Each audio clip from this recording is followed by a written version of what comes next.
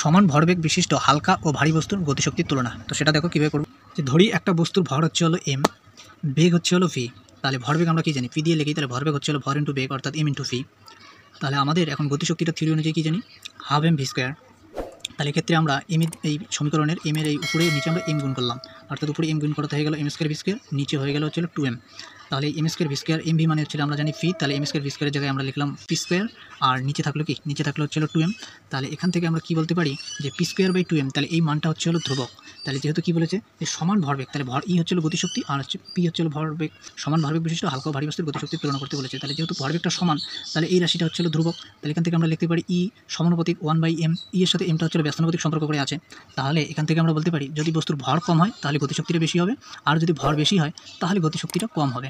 অর্থাৎ সমান ভরবেগ যদি থাকে তাহলে হালকা ও ভারী বস্তুর গতিশক্তির তুলনা কি, যে বস্তুর ভর বেশি হবে তার গতিশক্তি কম হবে, আর যে বস্তুর ভর কম হবে তার গতিশক্তি বেশি হবে। অর্থাৎ এটাই হচ্ছিল সমান ভরবেগ বিশিষ্ট হালকা ও ভারী বস্তুর গতিশক্তির তুলনা।